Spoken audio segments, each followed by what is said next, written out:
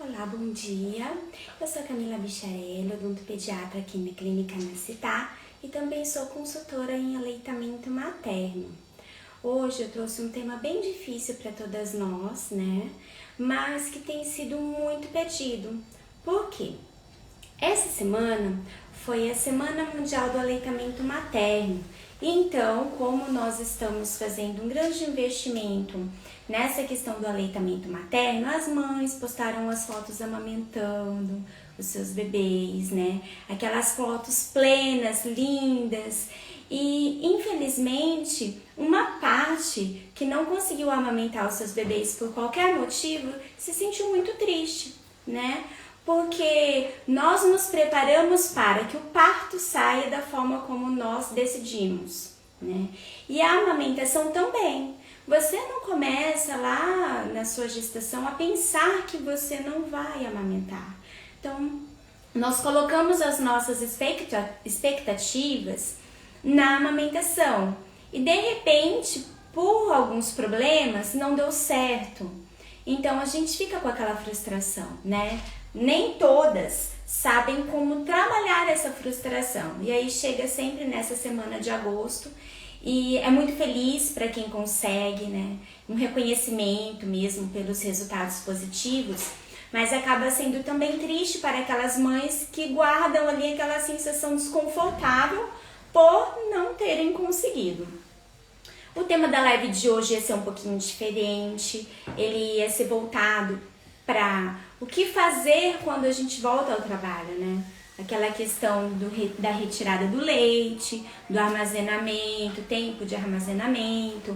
Então já era uma live mais ou menos bolada para esse segmento. Uma continuação bem na verdade da nossa última live. Como houveram muitos pedidos, eu achei importante mudar, assim, bem de véspera, o tema que a gente iria abordar hoje, né? Eu sempre penso muito nas pessoas que não conseguiram, nos porquês dessas pessoas que até optaram por não amamentar. Então, na segunda-feira, que foi o segundo dia da Semana da Amamentação, eu já fiz um post para essas mamães específicas. Eu tive muitas pessoas que conheci, assisti durante o processo da amamentação e que não deu certo, tá? E realmente, assim, eu senti essa necessidade de prestar uma homenagem, porque eu sabia da vontade delas em amamentar, que elas têm consciência da importância, que elas fizeram tudo o que podiam ter sido feito, né? Então, eu fui diferente da Semana da Amamentação. Eu já comecei a segunda-feira fazendo um post em homenagem a elas. E essa live também é homenagem não somente às minhas, mas a todas que souberam a importância da amamentação, que tentaram, mas que não conseguiram. E também aquelas que foram impedidas por alguma coisa, uma doença, um luto neonatal, né? Então a gente vai discorrer esse tema de hoje, ele é um pouquinho extenso. Eu vou tentar não falar especificamente de cada tópico, mas assim, muito tempo, para ver se a gente consegue passar tudo que tem para passar, tá bem? Então vamos lá. Situações frequentes que normalmente dificultam muito ou impedem a amamentação, tá bem? Eu tenho dor. Por quê? Porque ela me causa uma sensação desagradável, né? Então vamos lá. Quando eu tenho meu peito ferido, machucado, ou eu tenho algum problema como engurgitamento mamário, mastite, alguma coisa que me deixa a sensação de dor, né? Ao amamentar, quando o bebê acorda querendo o peito, eu já penso assim: ai meu Deus, será possível? Mas acabou de mamar, não tem nem 2 horas ainda e essa criança já quer o peito.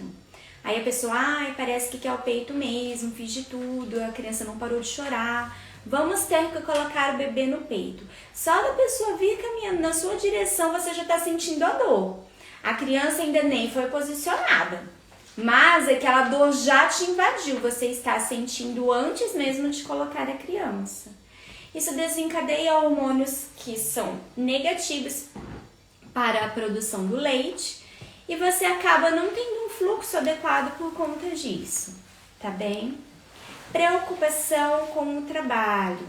Eu tenho as mamães que trabalham com carteira assinada, que apesar de estar gozando da sua licença maternidade, se preocupam profundamente que podem ser dispensadas assim que retornarem às suas atividades normais.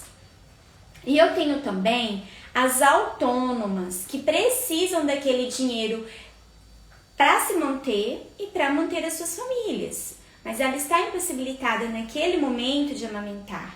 Então isso é uma preocupação extra, que também atrapalha todo o processo da amamentação, né? Tira o foco do processo. Eu tenho preocupações com o possível desmame na volta ao trabalho. Ai, meu Deus, daqui 6 meses eu volto a trabalhar. Será que eu vou conseguir fazer a ordenha para poder entregar o meu próprio leite para o bebê? Será que eu vou ofertar esse leite como? Vou precisar de uma mamadeira? E se eu colocar a mamadeira, ele não vai mais querer pegar o meu peito? Então você já fica trabalhando esse desmame que ainda nem aconteceu. Isso também atrapalha demais a amamentação, né? Eu tenho preocupação com outros filhos. Caso você não seja uma mãe de primeira viagem, você tenha uma outra criança na sua casa, o irmãozinho ou a irmãzinha, ela nem tem um problema dentro dela quanto ao bebê. Ela tá feliz, animada, achando que é um bonequinho que tá ali, né? E a gente já cria toda essa perspectiva dentro da cabeça e aí a coisa não flui mesmo. Nós sabemos, quando nós temos mais de um filho, parece que vem dentro da gente, a gente se sente mal, de dividir a atenção, de tirar o colo do primeiro filho. Toda mãe pensa nisso, vai perder o colo, vai perder o peito.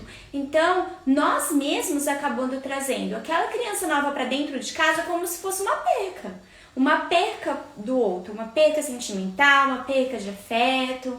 A gente traz a criança sabendo que ela vai somar, mas no nosso interior a gente acha que está sempre subtraindo alguma coisa do outro que já está lá, não é? Falta de apoio no relacionamento conjugal. Isso é um fator que pesa sempre muito, não somente na amamentação, mas eu acredito que na vida toda de uma mulher que tenha um cônjuge. Por que eu digo isso? Todas as pessoas podem te ajudar, mas se você tem um clima desconfortável dentro da sua casa, se o seu cônjuge ele não é o seu companheiro, tem um peso muito grande para você, tá certo? E como isso pode acontecer? Ele não te apoia, ele não apoia as suas decisões. Eu não quero ofertar chupeta. Não, bebê precisa chupar chupeta. Mas ele não está com fome agora. Ele acabou de mamar. O que ele precisa? Ele precisa de alento, colo, carinho. Não é, tá com fome. Você tem baixa produção de leite, né? Outra coisa que sempre pega muito é a volta da relação sexual, né? Vai chegando próximo ao período ali em que a gente tá passando aqueles 40 dias no pós-parto, e aí a mulher já fica super preocupada quanto a isso. Meu marido tá pressionando, ele está querendo, eu não estou pronta. Gente, isso não é padrão, tá?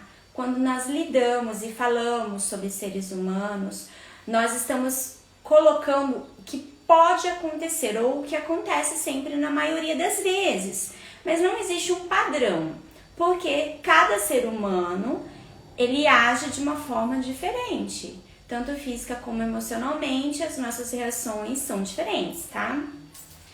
Existem mulheres no puerpério que são loucas para voltar à relação sexual. É um padrão? Não é um padrão, mas acontece. E acontece, assim, mais do que o que a gente pensa, né, até. Mas a grande maioria reclama realmente de não estar preparada e de o parceiro ficar sempre pressionando. Tanto que conversando com as pessoas a quem eu ofereço consultoria, dizem assim, olha, eu prefiro voltar no retorno com a obstetra sozinha, sem meu marido, e eu ameaço a obstetra ainda. Se falar que já tô livre pra namorar, ó, a coisa vai pegar. Eu não quero que ninguém saiba ainda, desde que eu decido aí qual vai ser o momento certo, né? Então essas coisas influenciam muito na amamentação, muito mais do que a gente imagina, né? Outras coisas que podem influenciar na quantidade e qualidade de leite. Depressão pós-parto, cobrança familiar e de amigos. Não, você tem que fazer, você precisa fazer o tempo todo, às vezes não é o que você pensa.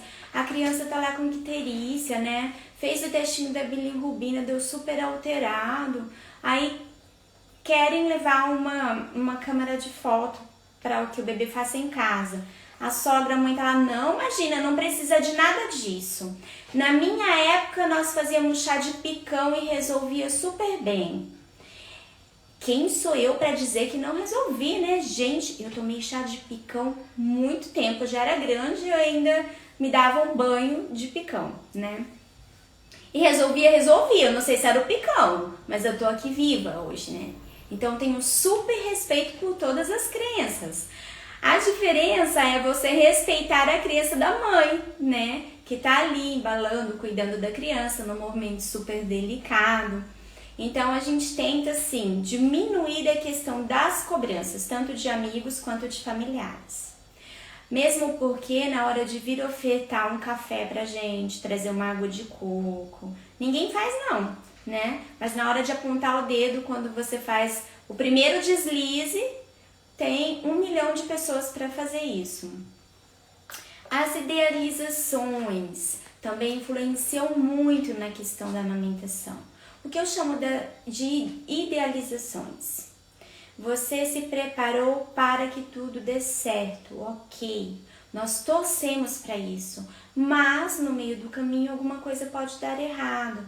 E se você estiver 100% fixa naquilo que você idealizou e tem que ser daquela forma, o seu emocional vai ficar muito abalado, certo? E você não vai saber lidar com aquilo. E isso vai vir se tornar um grande problema para você.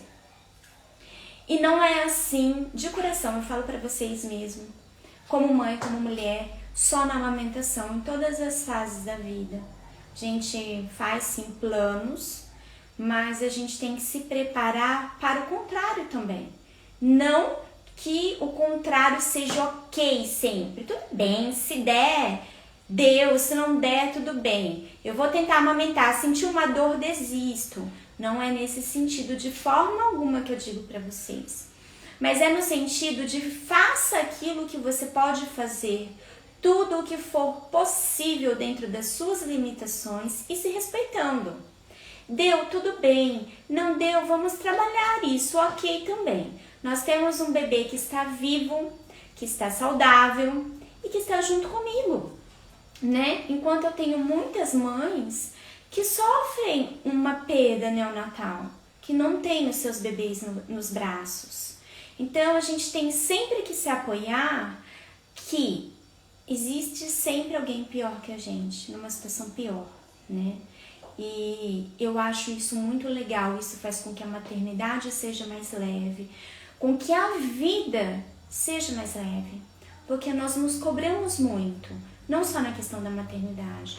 Eu sou mulher, eu preciso ser uma mulher independente, eu preciso ser independente, preciso cuidar dos meus filhos, cuidar da minha casa, trabalhar fora e ter a minha cabeça sempre 100% alinhada, dando conta de todas as coisas. Não, eu não preciso. Mulheres, dispam-se da armadura que vocês criaram para ser sempre fortes. Por baixo dessa armadura, existe uma mulher que precisa ser cuidada, alimentada, acarinhada, acolhida também. Nós não somos o tempo todo imbatíveis em nenhum segmento da nossa vida, nem profissional, nem conjugal, nem maternal. Que a mãe não pode amamentar o seu bebê, certo? Cirurgias Pode ser qualquer cirurgia que você venha a passar no seu organismo ou cirurgias plásticas mamárias. O silicone nunca causa problema, mas alguns tipos de mastopexia, sim. Antigamente, eu digo antigamente, é o que? De 5 anos para trás, não existia muito a preocupação em relação à amamentação na hora de fazer a mastopexia, de retirar todo aquele tecido excedente na mama, né?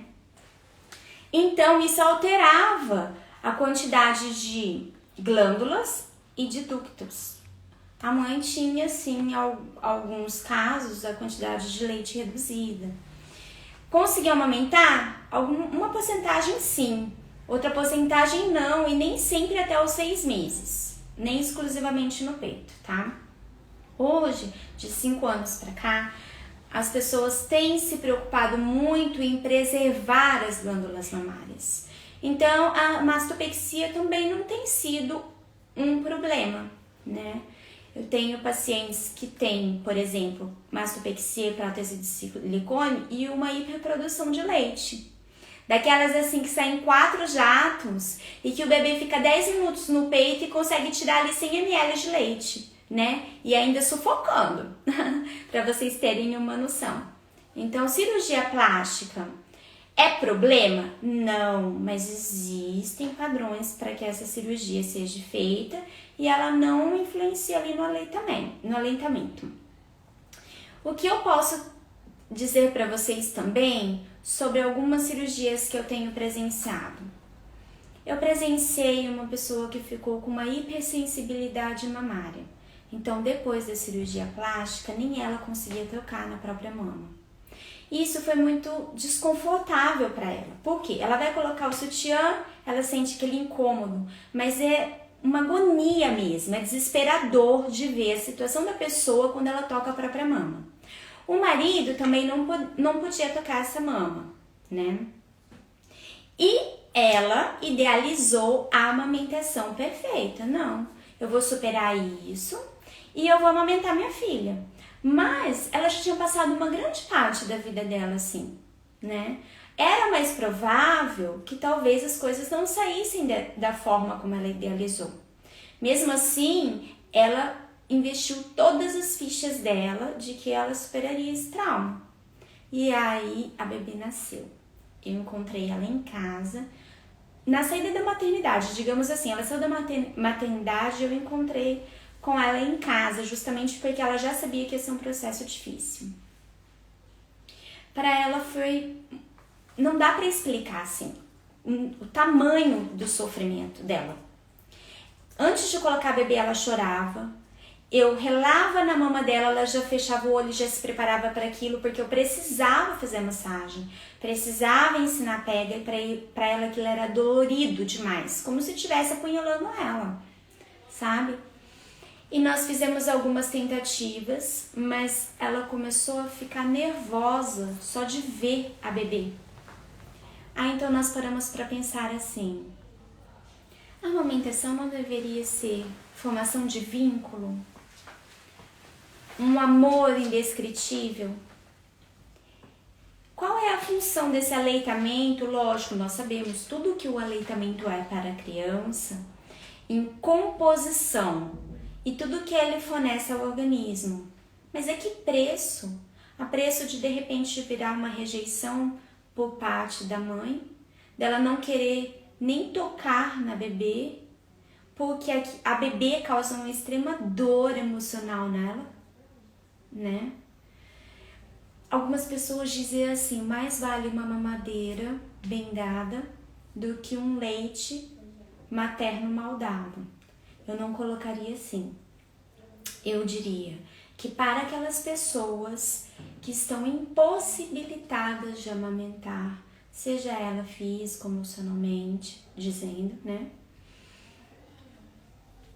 A mamadeira quente de amor vale tanto do que uma mamada no peito fria de sentimentos, né?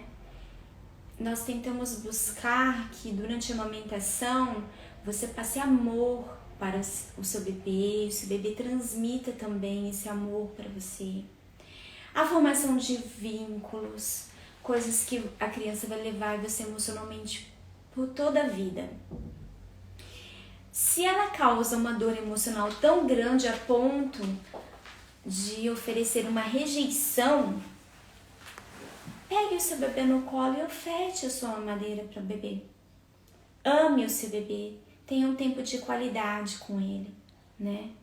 Então, nunca a mamadeira vai ser melhor que o aleitamento materno em composição, em qualidade. Porém, ela pode se equiparar ao leite materno se for a única forma que você tem de trocar amor e vínculo com seu bebê. Existem casos e casos. E hoje essa live, ela é uma live dura. Porque, para mim, quanto profissional que lido com a amamentação, é muito difícil vir aqui dizer para você que você pode ofertar uma mamadeira para o seu bebê. Mas se é física e emocional de ambas as partes, ok, é uma forma de nutrição, tá certo? Doutora, nós temos uma pergunta da Catiúce. Ela está perguntando se seria necessário fazer uma terapia no caso dessa paciente, né? Se poderia ser uma boa alternativa. Sempre, a terapia sempre é uma boa alternativa. Tanto que é assim, nós já estávamos na fase da pandemia, então tudo estava sendo online. Junto comigo, ela estava fazendo terapia com a mesma pessoa que fazia terapia dela no antes do parto, né? Então, antes de eu chegar, ela já tinha falado com a terapeuta dela. Então, aí já tinha feito a sessão de terapia, já tinha feito o relaxamento, a meditação. Então, nós usamos, assim, realmente todos os artifícios. Nós esgotamos realmente todas as possibilidades, sabe? E até foi muito engraçado, porque as pessoas associam a profissional do aleitamento materno à condição de que eu preciso amamentar. Ficamos com uma sessão pendente e ela nem me avisou que não era para eu ir, que ela já tinha decidido que não ia realmente amamentar, ela ficou com vergonha. E aí eu expliquei para ela, não, você não precisa ter vergonha. Porque assim, quanto profissional de saúde, eu quanto odontopediatra, eu trato da face, da boca da criança, mas o ser humano é um ser humano completo, né? Eu não posso chegar e pedir para uma criança abrir a boca e falar, tem que ser assim, assim, assim, assado, sem saber a história, sem saber se ela tem algum outro problema de saúde, sem saber tudo daquela criança, porque ela é um ser humano completo. Então, quando eu chego para fazer uma consultoria, eu vejo a mãe não somente com um par de mamas na minha frente, ela é um ser humano completo, né? E como amamentar é uma questão mais emocional do que física, sempre, em todo o processo, eu sou super fã de se fazer uma terapia quando você tem um problema nesse sentido, tá? É muito legal sim, precisa sim, sempre. Beijo, Kati. Então, daí voltando lá, nessa paciente. Mas, depois que eu voltei para casa dela, e ela já tinha dito que tinha conversado com a AGO, que ela precisava de uma medicação para cortar o leite, porque ela não queria mais amamentar, que aquilo estava muito profundo e não dava realmente para ela, ela se sentiu feliz. Ela pegou o bebê nela no colo a primeira vez sem chorar. E ela ofertou a mamadeira, foi até engraçado, ela falou assim, a terapeuta me disse que toda vez que eu estivesse com a mamadeira, era para eu imaginar que tudo de bom estava sendo passado naquela mamadeira, como se fosse o meu leite materno. Então ela amamentava a neném com o olho fechado, e aí ela ficava colocando todas as energias boas dela naquela mamadeira, né?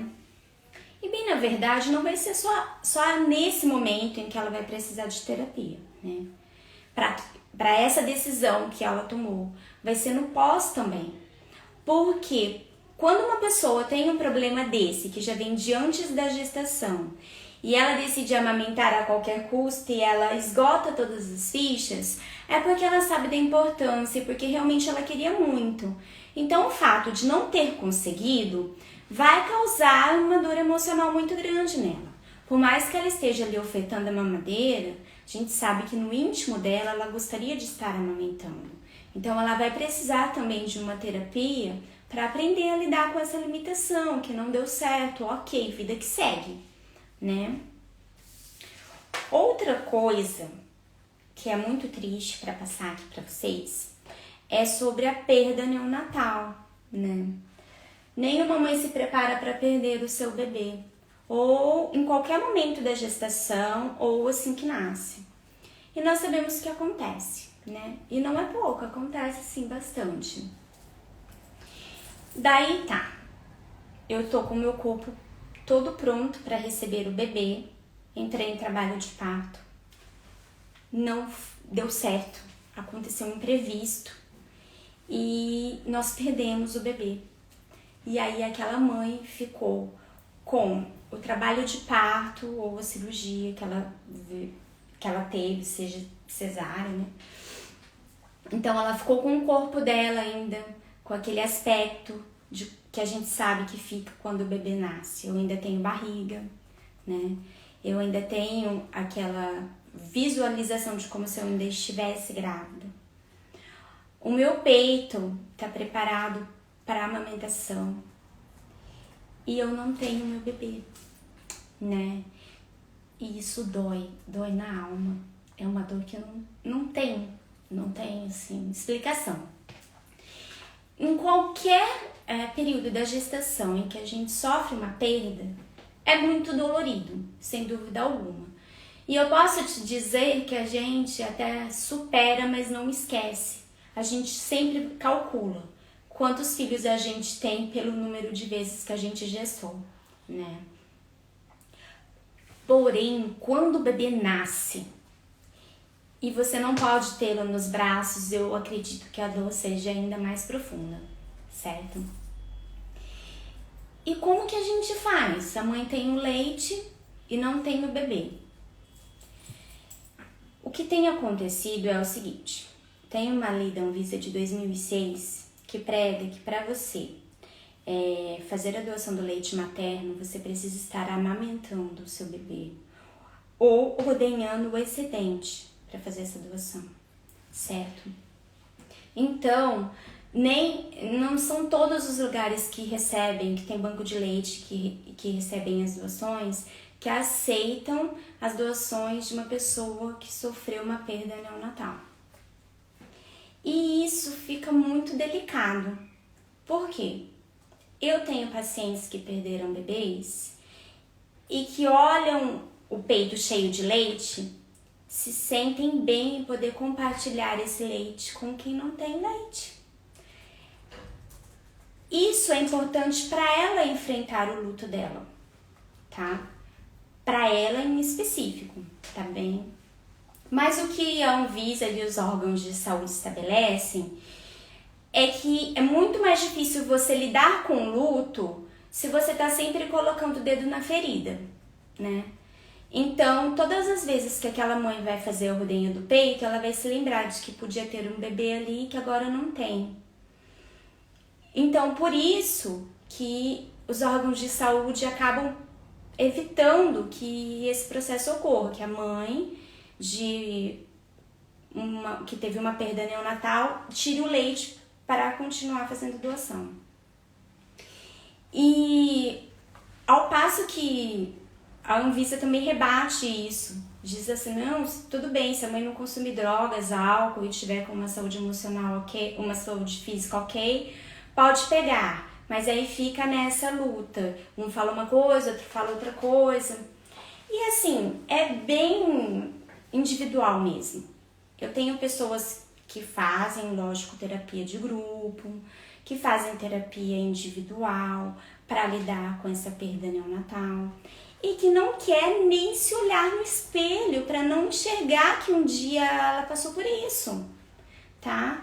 Então as pessoas, elas desenvolvem os seus próprios mecanismos para superar um trauma, cada uma de uma forma diferente. Então existem as mães que querem sim, como aquelas que doam os órgãos, né? Os órgãos normais, córnea, coração, pulmões, né? que se sentem bem em ver que outra pessoa pode se beneficiar daquilo que a pessoa que ela amava não pôde mais fazer o benefício, né? Se beneficiar. Existem também aquelas mães que têm uma perda neonatal e que se sentem bem em poder ajudar aquelas mães que tentaram e não conseguiram. E para ela, ok, ela lida bem com isso. E para umas outras mães que tiveram uma perda neonatal, elas querem realmente esquecer. Então, fica aí um alento para vocês sobre todas as coisas que a gente pode passar que envolve, né, o aleitamento materno. Seria muito gostoso mesmo poder dizer que 100% das pessoas que tentam amamentar conseguem amamentar, né? É assim, o céu, né? Bem na verdade. Mas também não é o que acontece. Não é um tema agradável, é um tema dolorido. Dolorido para mim, dolorido para os profissionais de saúde, dolorido para as mães que passam essas situações. Mas muito importante, porque acaba sendo um tabu também. Cria-se um tabu. A gente não pode dizer que ela não vai conseguir, ela sempre vai conseguir. Não, ela nem sempre consegue. E aí essas mães que não conseguem acabam se sentindo marginalizadas, né? Por quê? Eu estou no consultório, vou fazer a minha consulta pós-parto e tem 10 mães ali esperando na recepção, todas com 8 em aleitamento materno, e eu tiro a minha mamadeira da bolsa. E a hora que eu tiro a minha mamadeira da bolsa, pareço um extraterrestre. Todo mundo olha para a mamadeira que eu tirei, né? E aí a gente se sente diminuída, a gente se sente tão pequena, parece que nós somos piores mães por conta disso. Mas as pessoas não sabem a nossa história. Nós temos histórias, cada uma sua. As minhas dificuldades, as minhas tentativas, as minhas limitações. E é sempre muito fácil a gente estar, apontando, acusando, né? Nós precisamos de sororidade, gente. As mulheres têm que apoiar as outras mulheres. Nós precisamos entender que, no fundo, quando se diz a maternidade, o aleitamento materno, somos todas uma só. Nós sofremos o mesmo preconceito, os mesmos traumas, sabe? Em relação a essa questão das cobranças, dos apontamentos. Então, quando você aponta uma mãe, tenha certeza que você está sendo apontada, tá bem? Quando você aponta, sempre tem uma pessoa que vai apontar para você.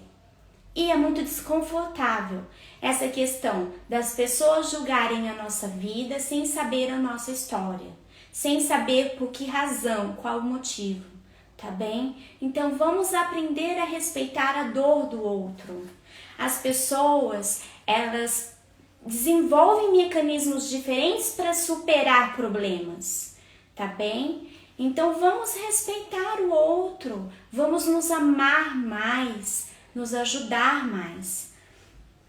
E outra coisa que essa questão do não conseguir amamentar me trouxe aqui para vocês, é muito complicada também, mas vamos lá, com um jeitinho eu vou conseguir falar e passar para vocês o que eu tô querendo sem nenhum tipo de preconceito.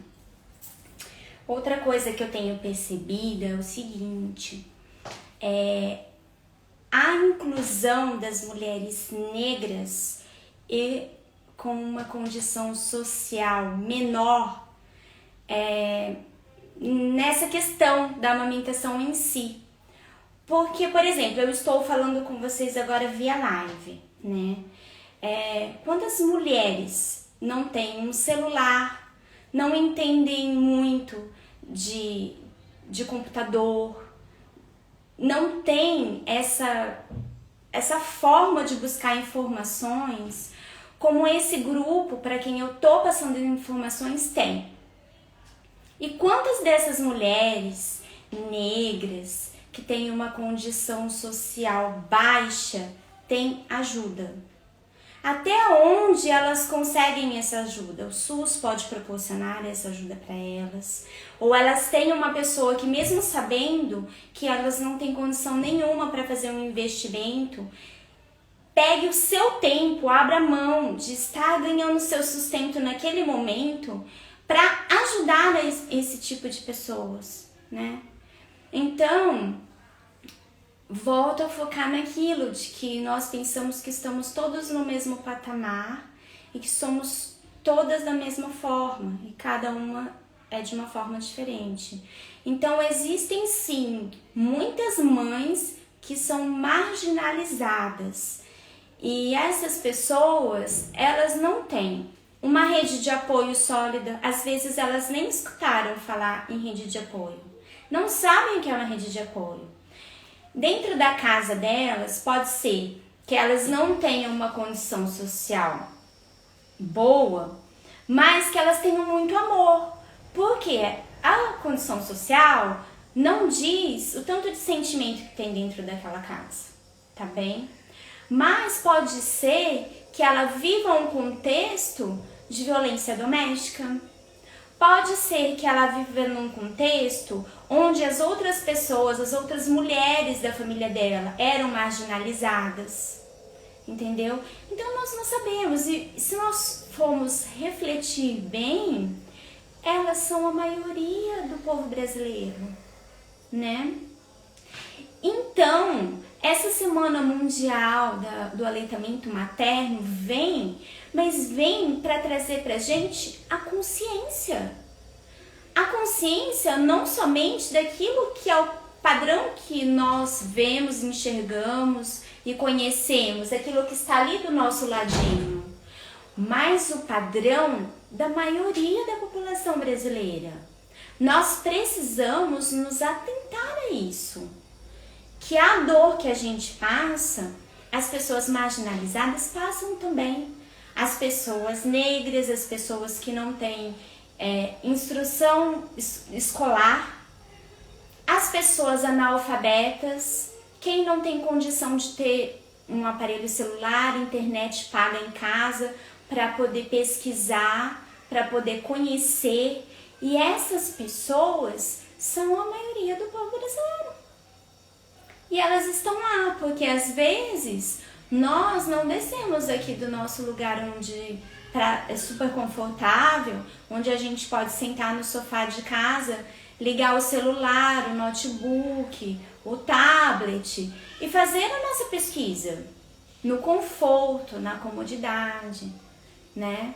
Então nós temos também que saber que lá fora existem pessoas marginalizadas, de outras raças, de outros credos, com outras condições financeiras e que precisam também da nossa ajuda, tá bem?